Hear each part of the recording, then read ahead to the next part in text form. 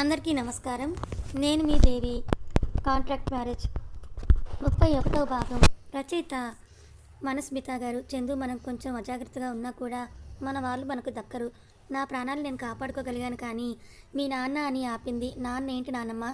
ఏం లేదు, నాన్న కూడా ప్రతిసారి జాగ్రత్తగా ఉండాల్సి వచ్చిందని చెప్తున్నాను అంతే. ఇలా ప్రతి క్షణం అలర్ట్గా ఉండాలి, కుటుంబాన్ని కాపాడుకోవాలి. ఇంత చిన్న వయసులో ఇవన్నీ చేయడం ఇంపాసిబుల్ చందు.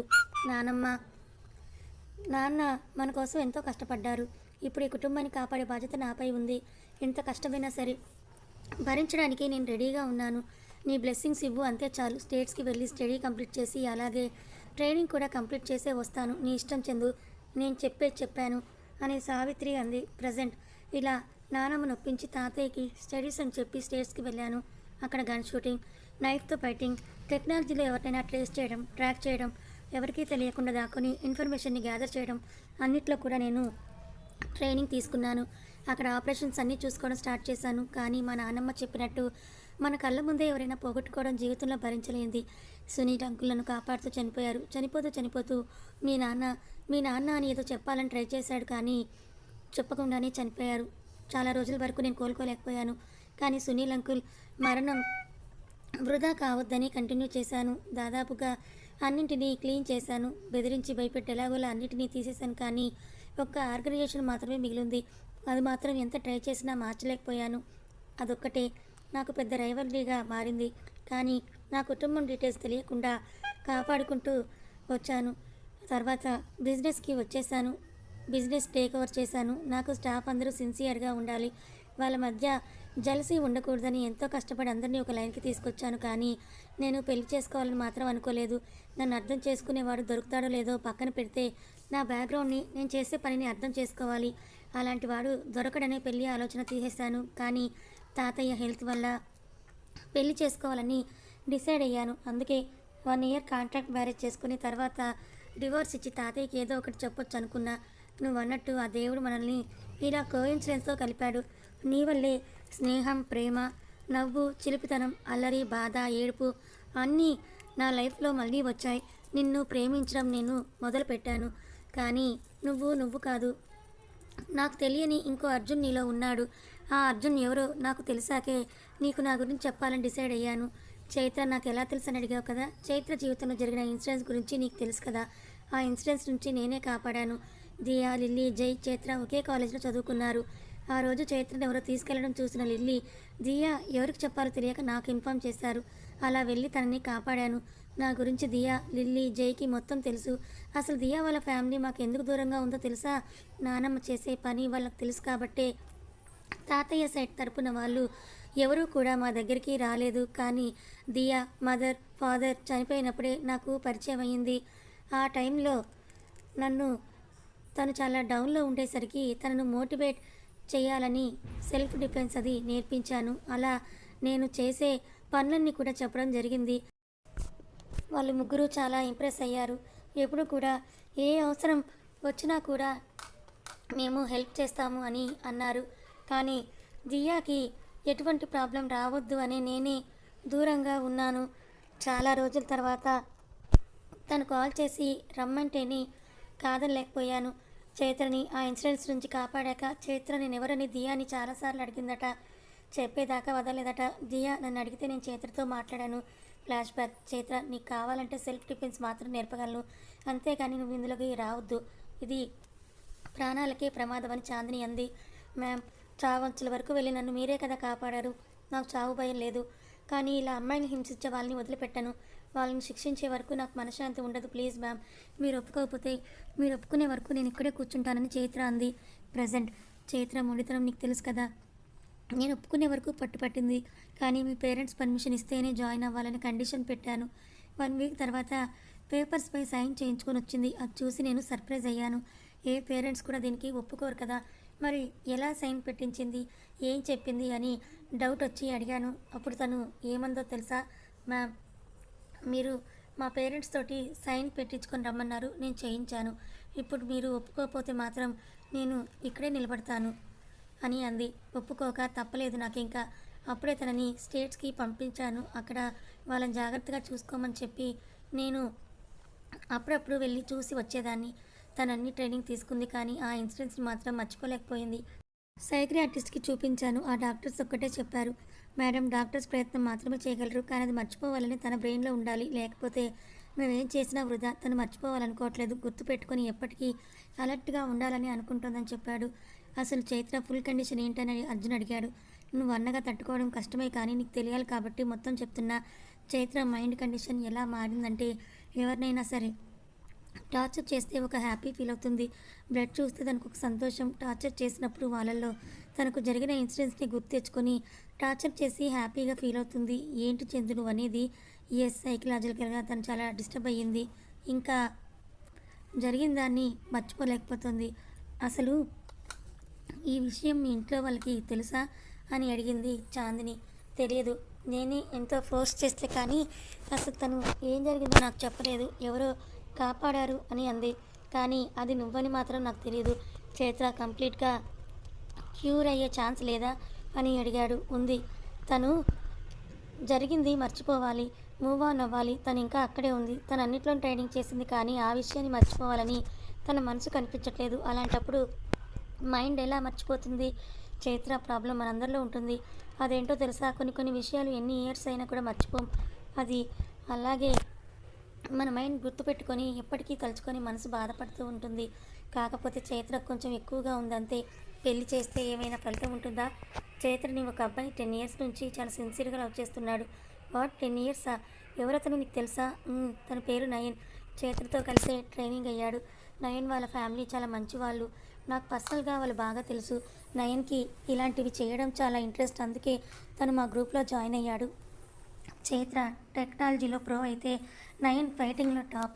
చైత్ర నయన్ ఇద్దరు కలిస్తే ఆపోజిట్ ఉన్న వాళ్ళు ఎవరైనా సరే ఫినిష్. చైత్రని చూసినప్పటి నుంచి తనని లవ్ చేస్తున్నాడు. ఆ విషయం నాకు 10 ఇయర్స్ ముందే చెప్పాడు, కానీ అప్పుడు చైత్ర పూర్తి కండిషన్ నయన్కి చెప్పాను.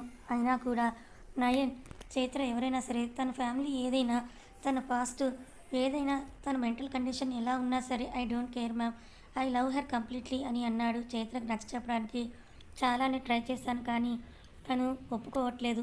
ఈ లైఫ్కి పెళ్ళనే విషయం నేను మర్చిపోయాను మ్యామ్, మీ మాట కాదని లేను, అలాగే నా మనసు ఒప్పుకోదు మ్యామ్, ప్లీజ్ అండర్స్టాండ్ అని అంది. ఇంకా నేను ఏమీ చెప్పలేకపోయాను. పాపం నయన్ మాత్రం తనని వదలకుండా అలాగే పట్టుకునే ఉన్నాడు. ఎంత ట్రై చేసినా ప్రొఫెషనల్గా తప్ప పర్సనల్ విషయాలు ఆలోచించదు. చైత్ర సమస్యకి పరిష్కారం కాలమే చెప్పాలి అని చాందిని చెప్పింది. చూద్దాం ఏం జరుగుతుందో అని అర్జున్ అన్నాడు. చైత్ర నీ సిస్టర్ అనేది మాత్రం నిజంగా నాకు షాకింగే, అందుకే తను నీతో మాత్రమే అంత ఫ్రీగా ఉందని అన్నది. నువ్వంటే మాత్రం పిచ్చి తెలుసా, మా చెల్లిని అలా ఎలా మార్చావు అని అడిగాడు. అరే ఈ చందు మ్యాజిక్, ఒక చిన్న బెట్ వేసుకుందామా అని అంది చాందిని. ఏంటది? నాకు నిజం తెలిసిన విషయం చైత్రకి చెప్పకు. చైత్ర మీ పేరెంట్స్ చూడాలని ఉంది నేను అడుగుతాను. అప్పుడు దానికి నాకు నిజం చెప్తుందా, లేకపోతే నీ ప్రేమతో దాస్తుందా చూద్దాం. ఖచ్చితంగా దాస్తుంది. నేనంటే నా చెల్లికి చాలా ఇష్టం అని అన్నాడు అర్జున్. సరే చూద్దాం. బెట్లో గెలిస్తే ఏంటి చెప్పవా? నువ్వే చెప్పు. నువ్వే గెలుస్తావని కాన్ఫిడెన్స్ కదా నీకు. నేనే గెలుస్తా చూడు. నేను గెలిస్తే నేనేం చెప్తే నువ్వు అది వినాలి. నువ్వు గెలిస్తే నువ్వేం చెప్పినా నేను వింటాను. అఫ్కోర్స్ బెట్ ఉన్నా లేకపోయినా నువ్వు చెప్పినట్టే వింటున్నా అనుకో. చాలా ఎక్కువైంది. నాకు ఓకే, చూద్దాం ఎవరు గెలుస్తారు అని అన్నది. ఇద్దరు అక్కడి నుంచి స్టార్ట్ అయ్యి ఇంటికి వెళ్ళారు. ఫ్రెష్ అయ్యి వచ్చి డైనింగ్ టేబుల్ ముందు కూర్చొని తింటున్నారు. అర్జున్కి సావిత్రిని చూసినప్పుడల్లా చందు చెప్పిందే గుర్తొస్తోంది. చూడటానికి ఇంత సాదాసీదాగా ఉన్న అమ్మమ్మ అంత పవర్ఫుల్ అంటే ఇంకా నమ్మలేకపోతున్నాను అని అనుకున్నాడు. ఏంటి అర్జున్, ఏమైనా కావాలా అని సావిత్రి అడిగింది. ఏం లేదమ్మమ్మ అని తినడం కంటిన్యూ చేశాడు అర్జున్. చైత్ర అని చందు పిలిచింది. మ్యామ్ నీ పేరెంట్స్ని పిలు, వాళ్ళతో నేను మాట్లాడతాను అని అన్నది. అదేంటి చందు, తను మీ ఫ్రెండ్ కూతురే కదా అన్నావు, నువ్వే మాట్లాడొచ్చు కదా అని సావిత్రి అన్నది. సారీ అమ్మమ్మ, నేను మీకు అబద్ధం చెప్పాను. చైత్ర నా ఫ్రెండ్ కూతురు కాదు, నాకు స్టేట్స్లో పరిచయం అయింది. అప్పుడే పేరెంట్స్ని వదిలేసి వచ్చాను అని చెప్పింది. తనకి ఎంత నచ్చ చెప్పడానికి ట్రై చేసినా కూడా వినలేదు. సరే అని తనకి కావాల్సిన సహాయం చేశాను, కానీ మొన్న కళావతి వసుంధర గారు వచ్చినప్పుడు చెప్పిన మాటలు విన్న తర్వాత నేను తప్పు చేశానేమో అనిపించింది. అందుకే తన పేరెంట్స్తో నేను మాట్లాడదాం అనుకుంటున్నా అని అన్నది. మ్యామ్ ఇప్పుడు అవన్నీ ఎందుకు, వాళ్ళు ఎక్కడున్నారో కూడా నాకు తెలియదని అంది. తెలియకపోతే తెలుసుకో చైత్ర, రేపటి వరకు వాళ్ళ ఫుల్ డీటెయిల్స్ నా దగ్గర ఉండాలి అని అంది. చైత్రకి ఏం చెప్పాలో ఏం చేయాలో అర్థం కావట్లేదు. అర్జున్ మోహన్ చూసింది. రే అన్న ఏదో ఒకటి చెప్పురా అని కళ్ళతోనే చెప్పింది. నేనేం చెప్పాలి, నువ్వే ఏదో ఒకటి చెప్పి మేనేజ్ చేసుకో ప్లీజే అని అర్జున్ కళ్ళతోని అని కిందకి తల ఉంచి తినడం స్టార్ట్ చేశాడు. చాందిని తినేసి రూమ్లోకి వెళ్ళడానికి పైకి లేచింది. చైత్ర రేపు ఉదయం వరకు డీటెయిల్స్ నా టేబుల్పై ఉండాలి, గాట్ ఇట్ అని చెప్పి చాందిని వెళ్తుంది. ఎస్ నేనే విన్ అయ్యాను చందు, నేనేం చెప్తే అదే చేయాలి అని అర్జున్ మనసులోనే ఫుల్ హ్యాపీగా ఫీల్ అయిపోతున్నాడు. మ్యామ్ 1 మినిట్ అని అంటూ చైత్ర తనని ఆపింది. చాందిని వెనక్కి తిరిగింది. నా అసలు పేరు చైత్ర వర్మ మ్యామ్. మొన్న మీ ఇంటికి వచ్చిన కళావతి మా నానమ్మ, వసుంధర గారు మా అమ్మ. ఇక్కడ కూర్చున్నాడే మీ హస్బెండ్ అర్జున్, అతను నా అన్న అని కళ్ళు మూసుకొని చెప్పేసింది చైత్ర. అని అర్జున్ అరిచాడు. చైత్ర కళ్ళు తెరిచి ఐఆమ్ సారీ అన్న మ్యామ్, నన్ను మిస్అండర్స్టాండింగ్ చేసుకోవడం నాకు ఇష్టం లేదు, అందుకే చెప్పేశా అని అంది. చాందిని నవ్వుతూ సో మిస్టర్ అర్జున్ వర్మ నేనే గెలిచాను అని అంది. అంటే మ్యామ్ మీకు అని చైత్ర అంటుంటే మీ మ్యామ్కి నిజం చెప్పేశాను. అప్పుడు మీ మ్యామ్ గారు నువ్వు నిజం చెప్తావా లేకపోతే నా మీద ప్రేమతో నిజాన్ని దాచిపెడతావా అని బెడ్ కట్టారు. మీ దయ వల్ల నేను ఓడిపోయాను మిస్ చైత్ర వర్మ అని అన్నాడు. సారీ అన్న, నేనేం చేయలేను, నా తప్పేం లేదు. ఓకే సారీ మ్యామ్, అన్న కోసం నిజం దాచాల్సి వచ్చిందని చైత్ర అన్నది. ఇట్స్ ఓకే చైత్ర అని చాందిని అన్నది. సావిత్రి రాజారాం సైలెంట్గా ఉన్నారు. అవునా అన్నమ్మ తాతయ్య, మీరేంటి అర్జున్ ఎవరో తెలిసాక కూడా ఇంత సైలెంట్గా ఉన్నారని చాందిని అడిగింది. అవును, తాతయ్యకి నిజం తెలుసు కాబట్టి సైలెంట్గా ఉన్నారు, కానీ అమ్మమ్మ మీరు కూడా సైలెంట్గా ఉన్నారేంటి అని అర్జున్ అడిగాడు. తాతయ్యకి నిజం తెలుసా తాతయ్య, దిస్ ఇస్ టూ మచ్. మీకు నిజం తెలిసి కూడా నా దగ్గర నిజం దాచారా అని చాందిని అడిగింది. అర్జున్ తనంతట తనే నిజం చెప్పాలని నువ్వు వెయిట్ చేస్తూ ఉన్నావు కదా, నీ సర్ప్రైజ్ నేనెందుకు చెడగొట్టాలి అని నీకు నేనేమీ చెప్పలేదు. సరే బుజ్జి, నువ్వు షాక్ కానీ సర్ప్రైజ్ కానీ అవ్వలేదేంటి అని రాజారాం సావిత్రిని అడిగాడు. మీ అందరికంటే ముందే అర్జున్ ఎవరో నాకు తెలుసు కాబట్టి షాక్ అవ్వలేదని అని సావిత్రి చెప్పింది. వాట్ అని అందరూ ఒకేసారి అరిచారు. అబ్బాయి ఏంటో అరవడం అని సావిత్రి చెవులు మూసుకుంది. నీకు తెలిస్తే నాకెందుకు చెప్పలేదని రాజారాం అన్నాడు. నీకు తెలిసిన తర్వాత నువ్వు నాకు చెప్పావా, అందుకే చెప్పలేదని సావిత్రి అన్నది. మీ ఇద్దరు తర్వాత గొడవ పెట్టుకుందరు కానీ నీకు నిజం ఎప్పుడు తెలుసు నానమ్మ అని చాందిని అడిగింది. అర్జున్ని ఆఫీస్లో జాయిన్ అయినప్పుడే తెలిసింది, కానీ అర్జున్ నీకు పెళ్లి చేసుకుంటావని నేను ఊహించలేదు. ఎందుకు చేసుకున్నావు కూడా నాకు తెలియదు. ఏది ఏమైనా నీ మంచికే జరిగిందని అసలు నిజం నీకు ఎప్పుడు చెప్తాడని ఎదురు చూస్తూ ఉన్నాను అని అంది. అమ్మమ్మ మీరు షాక్లపై షాక్లు ఇచ్చేస్తున్నారు. నేను చందు ఆఫీస్లో జాయిన్ అవ్వడం నాకు నా పిఏకి తప్ప ఇంకెవరికి తెలియదు, మీకెలా తెలిసింది అని అర్జున్ అడిగాడు. నా మనవరాలు అన్నిట్లో చాలా గ్రేట్, అన్నీ తనకి తెలుసు, కానీ ఒక నానమ్మగా తన చుట్టూ ఏం జరుగుతుందో నేను ముందే తెలుసుకుంటూ ఉంటాను.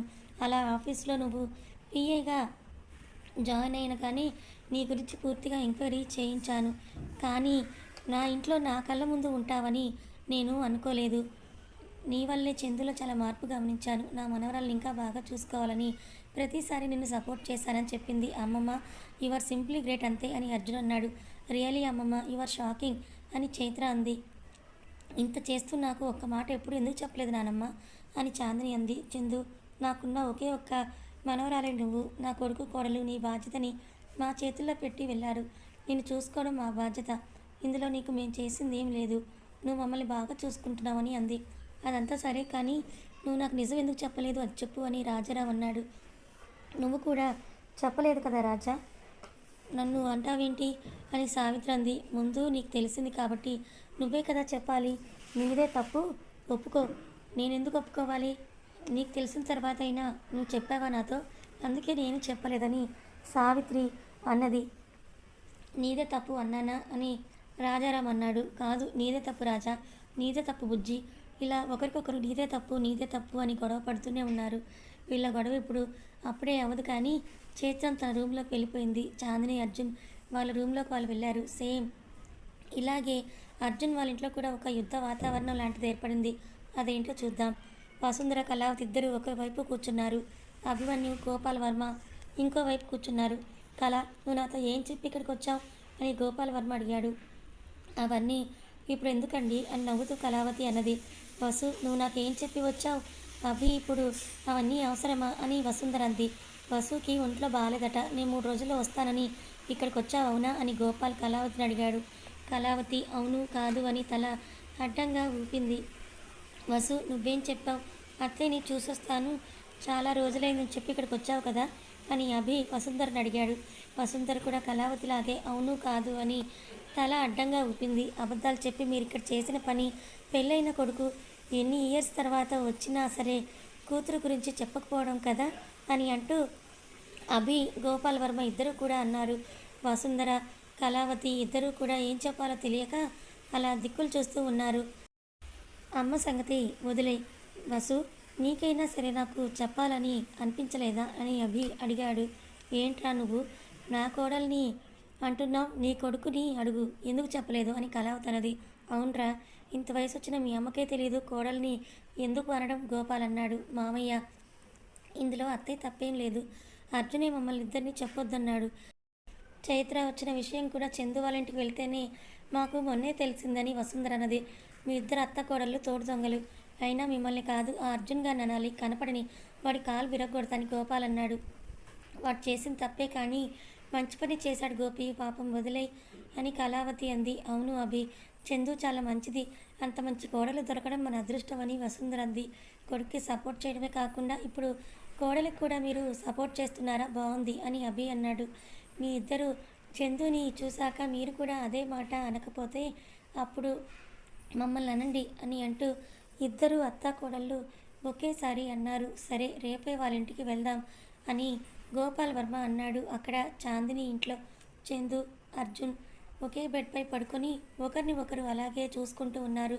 చందు చందు అని నేను ఇంత రొమాంటిక్గా పిలుస్తుంటే అంటావేంటి, అసలు అనే వర్డ్ కనిపెట్టిన వాడిని తన్నాలి, ఏదైనా అడిగితే ఏదైనా చెప్తే ఇదే పని, ఎందుకంత కోపం, ఎందుకు పిలిచావో చెప్పు, ఒక్కసారైనా ప్రేమగా రొమాంటిక్గా అర్జున్ అని కానీ, ఏవండి అని కానీ, బేబీ అని కానీ, హనీ అని కానీ, జాను అని కానీ అర్జున్ చెప్తూనే ఉన్నాడు. ఏ ఆ పాపు, పిలవడానికి ఇన్ని పేర్లున్నాయా అని అడిగింది. ఇంకా చాలానే ఉన్నాయి, బంగారం, బుజ్జి, చిన్ని, నాని, కన్న అని చెప్తూ ఉంటే చాలు ఆపు అని చాందిని అంది. ఏదైనా ముద్దుగా స్వీట్గా క్యూట్గా వేరే ఏదైనా పేరు పెట్టి పిలవచ్చు కదా బేబీ, నాకు అవన్నీ రావు, కావాలంటే ఈడియట్ అని అంటాను అని అంది. అది ముద్దు పేరా అని అడిగాడు. నా ముద్దు పేరు అయినా ఈడియట్ అనే దాంట్లో ఎంత స్వీట్నెస్ దాగి ఉందో చెప్పనా అని అన్నది. చెప్పు. చాందిని స్వీట్గా సెక్సీగా చూస్తూ ఈడియట్ ఎన్నిసార్లు చెప్పాలరా, నాకు ప్రేమగా పిలవడం రాదని అర్జున్ తలపై హెయిర్ సర్చ్ చేస్తూ అంది. చందు, ఈ జీవితానికి చాలే, నిజంగా ఈడియట్ అని పిలవడంలో కూడా ఇంత రొమాన్స్ ఉందని నేను ఎప్పుడూ అనుకోలేదని గట్టిగా హక్ చేసుకున్నాడు. ఈడియట్ అంత టైట్గానే హక్ చేసుకుంటే వదులు అని తలపై ఒక్కటిచ్చింది. వదిలే సమస్య లేదు, ఎన్ని రోజుల నుండి ఇది నా కళ, నేను ఇలా గట్టిగా హక్ చేసుకోవాలి, ఉక్కిరి బిక్కిరి చెయ్యాలి అని చాందిని రివర్స్ తిప్పాడు. ఏంటి ఇది, పైనుండి లేవను, ఏం చేస్తావు, లేస్తావా లేవా, లేవను అని గట్టిగా హక్ చేసుకున్నాడు. చాందిని చెయ్యిని మెల్లిగా పైకి తీసుకొచ్చి అర్జున్ నడుము కిలిగింతలు పెట్టింది. చందు, ఏం చేస్తున్నావు, నాకు చక్కిలి గింతలు అవుతున్నాయి, మరి పైనుంచి నాకే చక్కిలి గింతలు పెడతావా అని అంటూ చందు టాప్ పైకి లేపి నడుముపై చేయి వేశాడు. అర్జున్, చేయి తీయనేం చేస్తావు, మళ్ళీ చక్కిలి గింతలు పెడతావా, పెట్టు అని అంటూ చందు నడుముని ఇంకా గట్టిగా పట్టుకున్నాడు. అర్జున్, వదులు, ఈసారి మెల్లిగా అంది. ఏంటి వాయిస్ తగ్గింది, ఇంతకుముందు బాగా మాట్లాడావు కదా అని చెయ్యిని ఇంకాస్త పైకి తీసుకెళ్ళాడు. అర్జున్, వదిలే సమస్య లేదు అని పెదాలపై కిస్ చేశాడు. చాందిని మెల్లమెల్లగా అర్జున్ మెడపై చేయి వేయబోతుంటే సడన్గా అర్జున్ పైనుండి లేచి పక్కన పడుకున్నాడు. గుడ్ నైట్ చందు అని అటు తిరిగి పడుకున్నాడు. నీ సంగతి తర్వాత చెప్తానని అనుకుని అటు తిరిగి పడుకుంది. మన ఫస్ట్ నైట్ ఇంత సింపుల్గా అయితే ఎలా బేబీ, నీకు లైఫ్లో మర్చిపోలేని మెమొరీగా గుర్తుండిపోవాలి కదా అని అనుకుని పడుకున్నాడు. మరుసటి రోజు సండే అవడంతో అందరూ బ్రేక్ఫాస్ట్ చేసి హాల్లో సోఫాలో కూర్చున్నారు. రాజారాం, సావిత్రి ఇంకా రాత్రి జరిగిన గొడవలోనే ఉన్నారు. అర్జున్ నైట్ చేసిన దానికి చాందిని అర్జున్పై కోపంగా ఉంది. రాజారాం సావిత్రిని బ్రతిమాలుతున్నాడు. అదేంటి స్టోరీ రివర్స్ అయింది అనుకుంటున్నారా, ఆడవాళ్ళు తలుచుకుంటే అంతే, ఏదైనా రివర్స్ చేస్తారు. అర్జున్ చాందిని బ్రతిమాలుతున్నాడు. నువ్వేం చేసి చందు కోపం తెప్పించావయ్యా అని రాజారాం అన్నాడు. ఏదో లేండి, ఫస్ట్ అమ్మమ్మని ఎలా బ్రతిమలాడాలో అది చూడండి అని అర్జున్ అన్నాడు. సాటి మగాడిగా నీ కష్టం తెలుసుకుందామని అడిగానయ్యా అని రాజారాం అన్నాడు. ఫస్ట్ మీ కష్టాన్ని మీరు తీర్చుకోండి, తర్వాత మనవడి కష్టాన్ని తీర్చుదురు గాని అని సావిత్రి అంది.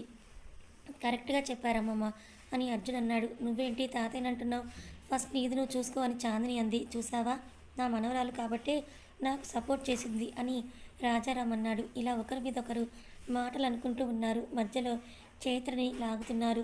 చైత్ర ఎవరి దిక్కు మాట్లాడాలో తెలియక సతమతమవుతూ ఉంది.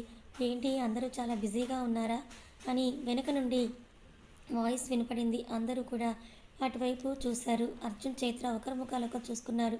గోపాల్ వర్మ రాజారాంని చూసి సర్ప్రైజ్ అయ్యాడు. రే రాజా, ఇది మీ ఇల్లా?